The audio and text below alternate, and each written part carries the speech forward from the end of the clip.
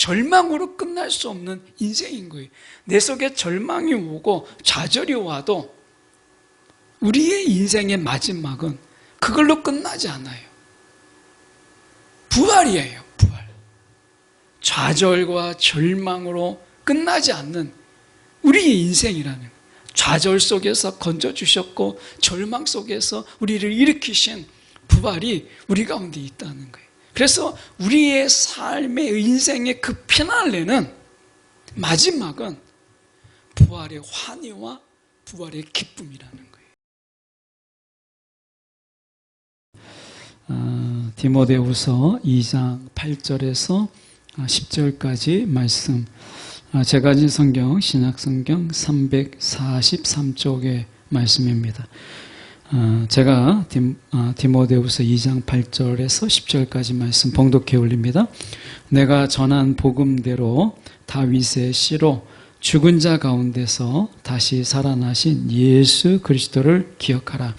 복음으로 말미암아 내가 죄인과 같이 매이는 데까지 고난을 받았으나 하나님의 말씀은 매이지 아니하니라.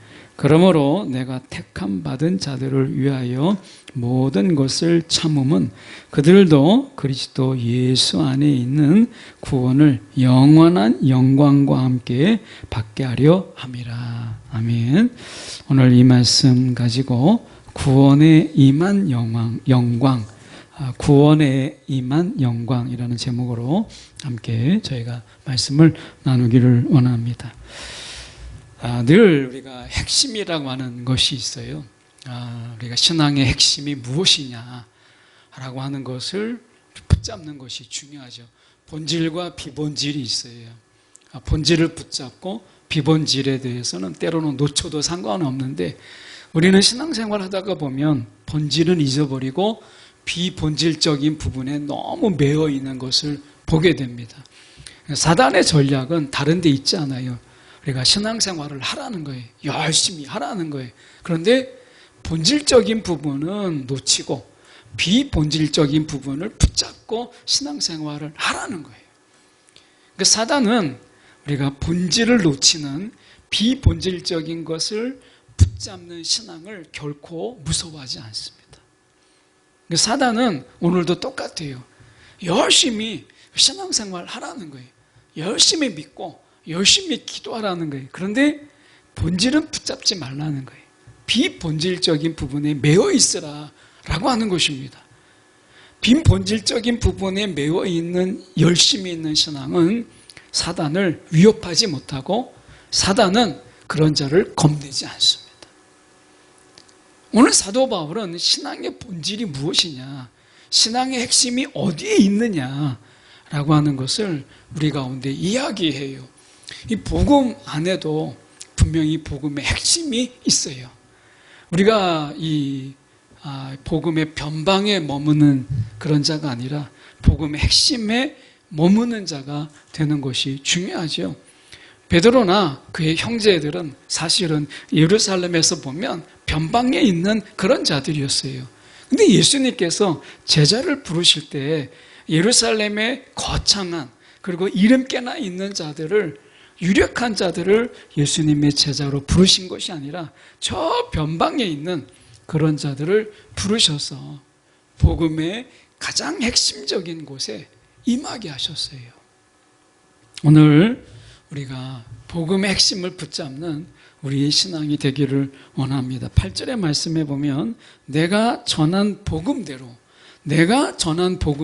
다시 말하면 내가 전한 이 복음의 핵심이 무엇이냐라고 얘기했을 때 두 가지로 이야기합니다. 첫 번째는 다윗의 씨라고 이야기합니다. 다윗의 자손이다 라고 하는 것입니다. 다윗이 왕인 것처럼 왕으로 오신 자, 그 다윗의 자손이라고 하는 것은 왕이라는 거예요. 왕. 그러니까 왕으로 오신 그분. 중요한 것은 예수님이 누구냐라고 하는 거예요. 그것은 첫 번째, 그분이 왕이다. 이게 복음의 핵심이에요. 왕이다. 우리가 마태복음의 이 핵심은, 이 주제는 하나님 나라의 복음이에요. 하나님 나라의 복음. 이 하나님 나라라고 하는 것은 킹덤이거든요. 왕국이에요. 그 왕이 누구냐? 이게 마태가 이야기하고 싶어 했던 이 마태복음의 핵심이에요. 하나님 나라의 왕이 누구냐? 이것은 예수다라고 하는 것이거든요. 오늘 복음의 핵심, 그것은 정말 그분의 하나님의 나라, 그분의 나라의 왕이 누구냐라고 하는 거예요. 오늘 저와 여러분의 왕이 누구냐라고 하는 거예요. 내가 아니다 라고 하는 것이 복음의 핵심이에요. 내가 아니다. 내가 내 인생의 왕이 아니다. 내 소유의 왕이 내가 아니다. 내 시간의 왕이 내가 아니다 라고 하는 것이 복음의 핵심이에요. 시간도 내 거고 물질도 내 거고 재산도 내 거고 건강도 다 내 거예요. 그리고 주님의 것도 내 거예요. 이거는 복음이 아니에요. 이거는 복음의 핵심을 놓치는 거예요. 우리는 얼마나 탐욕스러운지 내 것도 내 거고 주님의 것도 내 거예요. 물질도 내 거고 시간도 내 거고 건강도 다 내 거예요. 그런데 주님의 권능과 주님의 영광도 다 내 거예요. 그런 복음은 없어요. 오늘 주님께서 왕이다, 다윗의 씨라고 이야기하는 것은 물질도 내가 가진 건강도 시간도 내 것이 아니다. 다 주님의 것이다 라고 하는 거예요. 이게 복음이라는 거예요. 내 것이 아니다. 내 것이 아니기 때문에 내가 자유할 수 있는 거예요. 시간에 얽매이거나 물질에 얽매이거나 내 건강에 전전긍긍하지 않는 거예요. 주님이 부르시면 내가 아멘 하는 거예요. 이게 복음이라는 거예요. 그래서 다윗의 씨라고 하는 것은 그분이 왕이다. 이게 복음의 핵심이에요. 두 번째로 이야기하는 게 오늘 죽은 자 가운데서 다시 살아나신 예수 그리스도. 그 예수 그리스도는 왕이다라고 하는 게 첫 번째고, 두 번째는 그분은 죽음 가운데서 다시 살아나셨다. 부활하신 예수 그리스도. 근데 단순하게 부활이라고 얘기하지 않고 복음은 이야기하기를 죽은 자 가운데서 다시 살아나셨다. 부활의 첫 열매라고 말씀하고 있는 거예요. 그 부활을 이야기하고 있어요. 사망이 더 이상 우리를 잡아맬 수가 없다라고 하는 거예요. 인생이 우리가 살아가면서 가장 인생의 두려움이 뭐겠어요? 죽음이잖아요. 내가 죽을까 봐 걱정이고 내가 죽을 병에 걸릴까 봐 걱정인 거잖아요. 이 죽음이라고 하는 거. 그런데 예수님께서 죽은 자 가운데서 다시 살아나셨어요. 우리 가운데는 죽음으로 끝나지 않아요. 부활이 있어요. 부활. 이것 때문에 우리는 사망이라고 하는 것의 노예로 살지 않아요. 사망의 노예. 여러분, 우리가 사단이 이 사망을 통해서 우리가 정말 쩔쩔매게 하잖아요. 우리가 사단이 이 사망을 무기로 해서 얼마나 쩔쩔매게 합니까? 그런데 그 속에서 우리를 건지셔서 우리가 다시 살아나게 하셔서 죽음이 끝이 아니다. 죽음이 끝이 아니다. 우리는 부활이 있다. 생명의 부활이 있다. 라고 말씀하는 거예요. 이게 복음의 핵심이에요. 부활이 우리가 이 복음의 핵심이라는 거예요.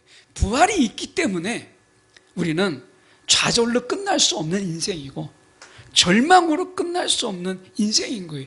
내 속에 절망이 오고 좌절이 와도 우리의 인생의 마지막은 그걸로 끝나지 않아요.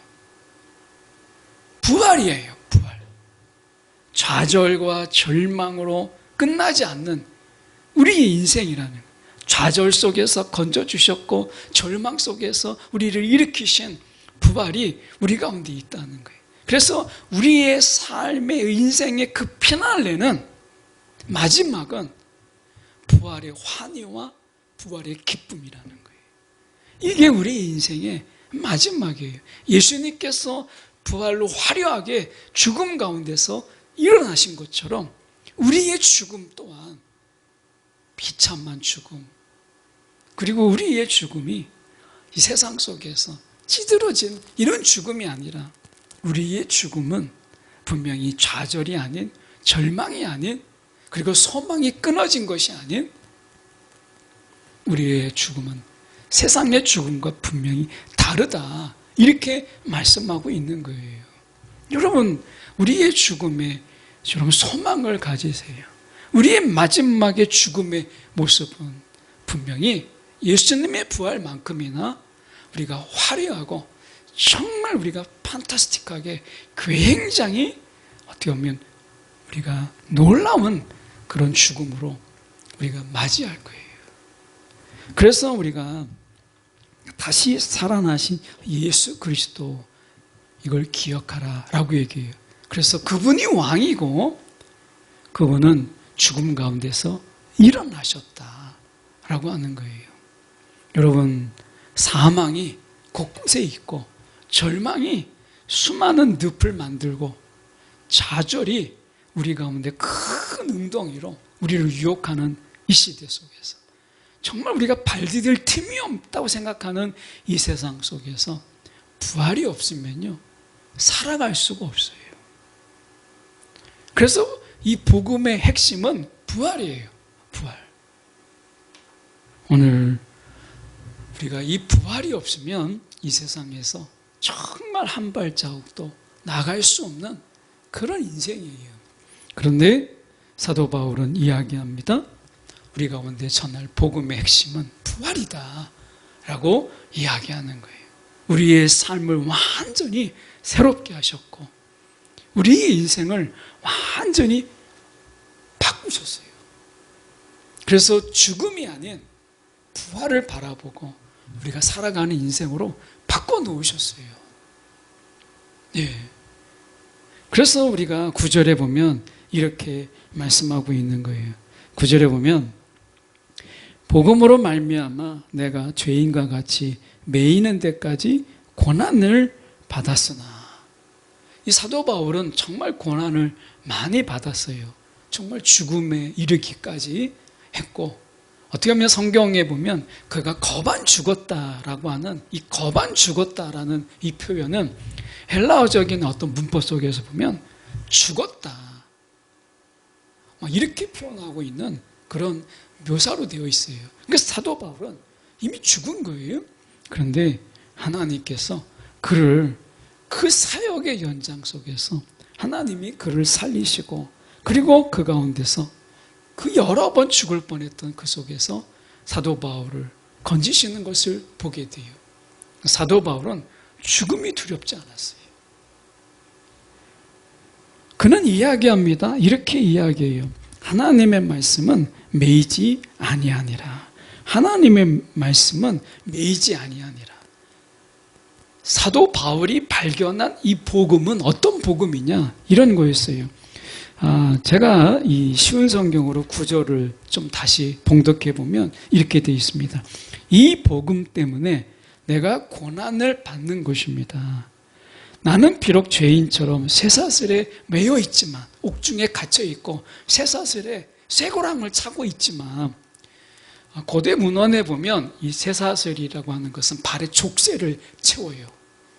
그러니까 굉장히 발만 움직여도 막 그 쇠에 의해서 그 발 부분이 쇠로 인해서 막 진물이 나고 막 이렇게 돼요. 그러니까 뭐 얼마나 아프겠어요. 쓰라리고 아프죠. 그래서 쇠사슬에 매어 있지만 하나님의 말씀은 결코 묶일 수 없습니다.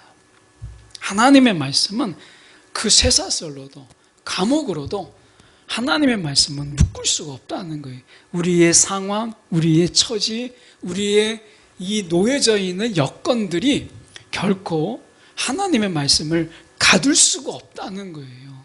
그런데 우리가 삶을 살면서 어떻게 해요? 우리의 상황이 하나님의 상황이고, 내 처지가 하나님의 처지고, 내가 놓여져 있는 문제가 결국 또 하나님의 문제인 것처럼 우리가 생각되잖아요. 우리는 늘 상황으로 하나님을 봐요. 그래서 내가 아무리 애를 써도 벗어날 수 없는 그런 난관, 어려움, 이런 것에 갇혀 있을 때 하나님도 어쩔 수 없구나, 이렇게 우리는 생각하거든요. 환경의 눈으로, 우리가 이 처지의 눈으로 하나님을 보는데 너무 익숙해요. 그러다 보니까 내가 쇠사슬에 매어 있으면 하나님도 쇠사슬에 매어 있고, 내가 감옥에 갇혀 있으면 하나님도 갇혀 있는, 내가 안 되는 것은 하나님도 안 되는 거예요. 나를 옴짝달싹 못하게 만드는 그 상황이 하나님도 어쩔 수 없게 만드는 것처럼 보이죠. 그런데 사도 바울은 그가 하나님 말씀을 뭐라고 이야기하냐면, 하나님의 말씀은 매이지 아니한다. 쇠사슬로도 하나님을 말씀을 묶을 수가 없고, 감옥에서도 하나님 말씀을 가둘 수가 없다.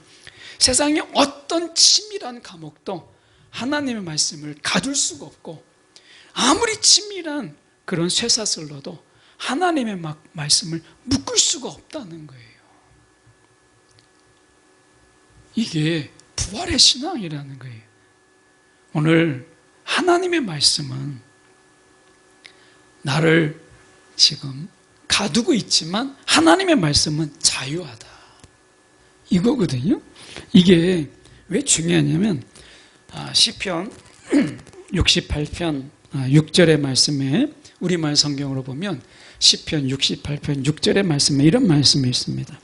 하나님은 외로운 사람들을 위해 가정을 이루시고 사슬에 묶인 사람들을 풀어주신다. 사슬에 묶인 사람들을 풀어주신다, 이렇게 말씀하세요. 그래서 어떻게 해요? 베드로가 감옥에 갇혀 있지만 성령이 감옥의 문을 여셔서 어떻게 해요? 나오게 하시잖아요. 그 베드로를 감옥이 가둘 수가 없었어요. 감옥 문이 저절로 막 열리는 거예요. 그가 감옥에 나와도 간수가 볼 수 없었고 간수가 막을 수가 없었다. 성경은 그렇게 말씀하잖아요. 오늘 우리를 제한하고 우리를 가둘 수 있는 것은 없어요. 말씀이 저와 여러분을 자유케 하고, 말씀이 우리의 상황을 변화시키고, 말씀이 우리의 처지와 여건을 변화시켜요. 오늘 사도 바울은 이야기합니다. 하나님의 말씀은 매이지 아니하니라 라고 말씀해요. 부활의 신앙은 결국 말씀의 이러한 능력, 말씀은 세상이 가둘 수가 없고 묶을 수가 없다라고 하는 분명한 신앙을 가지고 살아가는 거예요. 여러분, 눈에 보이는 이 감옥, 쇠사슬이 우리의 신앙을 얼마나 많이 제한합니까? 우리가 놓여져 있는 문제가 때로는 우리의 믿음을 얼마나 나약하게 만들어요. 하나님도 별 수 없구나. 야, 하나님의 약속도 별거 아니구나. 말씀이 밥 먹여주나? 뭐 이런 얘기 많이 하잖아요. 말씀이 밥 먹여주나? 그런데요, 우리가 보면 말씀이 밥 먹여주고요, 말씀이 우리를 자유케 하고, 말씀이 우리가 눌려있는 모든 것에서 우리를 자유케 해요. 예. 사도 바울은 이 말씀의 능력을 그가 경험한 그런 자예요. 그래서 예수님조차도 말씀대로 죽은 자 가운데서 다시 살아나신 거잖아요. 그냥 일어난 게 아니라 말씀대로, 성경은 그렇게 고백해요. 말씀대로 죽은 자 가운데서 살아나셨다라고 말씀해요. 오늘 우리가 하나님의 말씀, 뭐 별거 아닌 것 같지만 말씀을 붙잡는 자, 그 자는 하나님이 살리세요. 그래서 말씀이 이렇게 말씀하는 거예요. 10절에 보십시오. 그러므로 내가 택함을 받은 자들을 위하여 모든 것을 참음은 그들도 그리스도 예수 안에 있는 구원을 영원한 영광과 함께 받게 하려 함이라.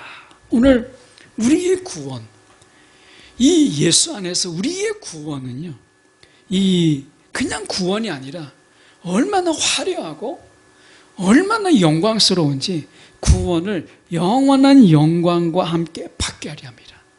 그냥 구원이 아닙니다. 신학대학원 다닐 때 조재신학 교수님이 그런 이야기를 했어요. 이 구원도 여러 가지가 있다. 면류관이 있고 나중에 정말 부끄러운 구원이 있는데 개털모자를 쓰는 그런 구원도 있다는 거예요. 개털모자. 얼마나 초라한 구원이냐면 그게 나중에 면류관이 아니고 막 개털로 만든 모자를 쓰는 구원도 있다. 이렇게 이야기하는데 성경에서 오늘 사도 바울은 이야기합니다.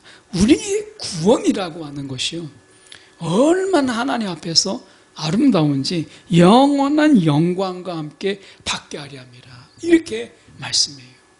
우리의 구원은 결코 부끄러운 구원이 아니고 저와 여러분의 구원이 영원한 영광과 함께 받는 그러한 화려한 구원이에요. 그래서 하나님께서 저와 여러분의 구원을 얼마나 귀하게, 얼마나 소중하게 여기셨는지 이 한 구절의 말씀을 통해서 보여주고 있는 거예요. 그런 가운데서 사도 바울은 이야기해요. 내가 이 모든 것을 참았다라고 이야기해요. 함께 택함을 받은 자들이 이 영광과 함께 받는 이 화려한 구원을 받을 수만 있다면 내가 고난을 받는 거, 이게 뭐가 문제가 있겠나? 참을 수 있었다는 거예요. 여러분, 우리는 참을성이 없어요. 제가 봐도 정말 참을성이 없어요. 여러분은 어떠십니까? 아마 참을성에 약간의 차이는 있겠지만 그러나 정말 참을성이 있다라고 했을 때 그 참을성은 어디서 와요? 그 이유에서 와요. 뭐 때문에 참느냐, 이게 굉장히 중요한 거예요. 아마 이 세상에서 가장 위대한 이름, 어머니라고 하는 이름이 있죠. 이 어머니, 여자이기 때문에 여자는 참을 수 없지만 어머니는 참을 수 있는 게 많아요. 자식 때문에 라는 거죠. 이유가, 분명한 이유가 있기 때문에 여자는 안 되지만 엄마는 되는 거예요. 마찬가지 여기서 보면 내가 택감을 받은 자들을 위하여 모든 것을 참으면 이렇게 말씀하세요. 참음의 이유, 참음의 그 목적이 분명할 때 우리의 참을성은 깊어지는 거예요. 그래서 로마서 8장 25절에 이렇게 말씀해요. 만일 우리가 보지 못하는 것을 바라면 참음으로 기다릴지니라. 우리가 보지 못하는 것이지만 믿음 안에서 너무나 분명한 것, 지금은 보이지 않지만 믿음의 눈으로 보면 너무나 분명한 것, 그게 구원이고 영광이잖아요. 그래서 참을 수 있다는 거예요. 사도 바울은 로마서에서 이 말씀을 다르게 표현하고 있는 거예요. 그래서 우리가 보지 못하는 것을 바라면 그게 구원이고 영광이면 참음으로 기다릴지니라. 참을 수 있다는 거예요. 참을 수 있다. 또 계시록에 보면 우리가 사도 요한이 다르게 표현하고 있어요. 계시록 1장 9절의 말씀에 보면 나 요한은 너희 형제요 예수의 환난과 나라와 참음에 동참하는 자라. 이 참음에 동참하는 자라. 이렇게 이야기합니다. 사도 요한도 그가 이야기할 때 내가 환난과 참음에 동참하는 자라. 이렇게 이야기해요. 우리는 다 참음에 동참하는 자로 부르셨어요. 참음에 동참하는 자로. 근데 이 참음이 그냥 억지로 우겨쌈으로 우리가 참는 것이 아니라 분명한 이유가 있어요. 구원과 영광이라고 하는 분명한 이유가 있어요. 오늘 그 가운데서 저는 이렇게 말씀을 다시 9절에 가서 보고 싶은 게 이런 말씀이에요. 복음으로 말미암아 내가 죄인과 같이 매이는 데까지 고난을 받았으나 하나님의 말씀은 매이지 아니하니라 라고 말씀해요.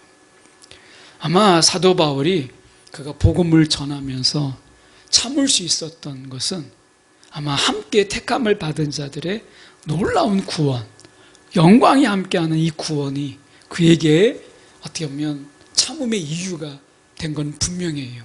그런데 그 매일 수 없는 말씀, 이 말씀이 그에게 굉장한 위로가 되었다라는 것을 사도 바울은 이야기하고 있는 거예요.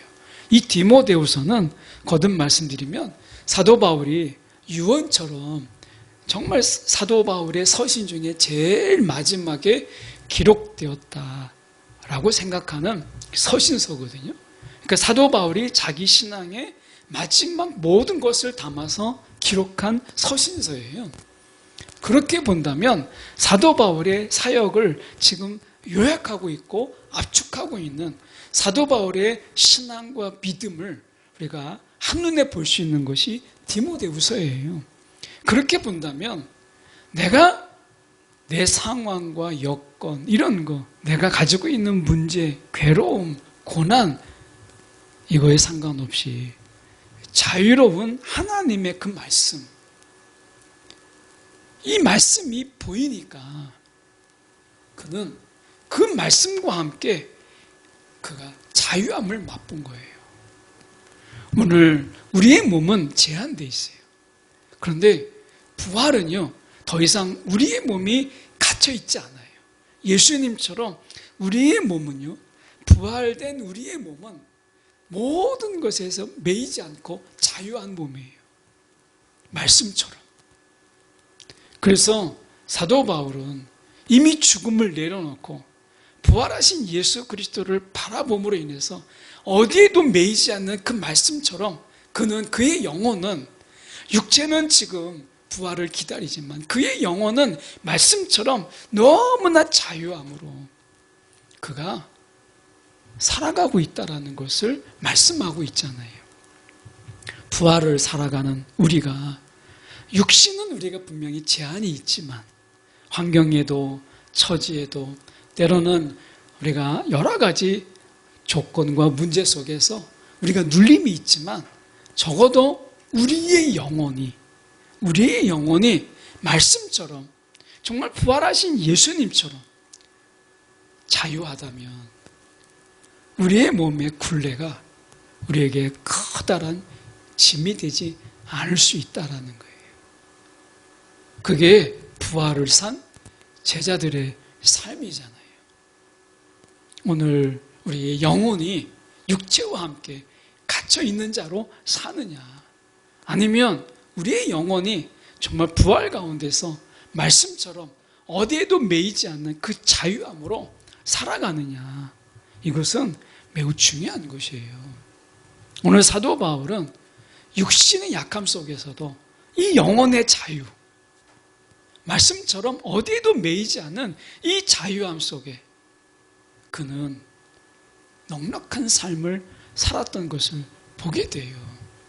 오늘 말씀처럼, 오늘 예수님의 부활처럼 우리가 정말 자유로운, 어디에도 매이지 않는 이런 자유, 영혼의 자유, 이런 자유함 속에서 우리가 살아갈 수 있다면 세상이 우리를 참으로 우리가 함부로 여기지 못할 거예요. 세상이 우리를 깜보지 못할 거예요. 오늘 저와 여러분이 부활의 신앙 속에서 사도 바울이 가지는 어디에도 매이지 않는 말씀처럼, 어디에도 매이지 않는 예수의 부활처럼 그 영혼의 자유함으로 살았던 사도 바울, 오늘 그 영혼의 자유함 속에 이미 이 땅에서 그 영광스러운 구원을 누리는 우리의 삶이 된다면 얼마나 좋겠어요. 오늘 사단이 우겨쌈을 통해서 우리의 영혼을 누를 수 없다는 것을 자유로운 영혼을 통해서 마음껏 보이는 저와 여러분이 되기를 간절히 소망합니다.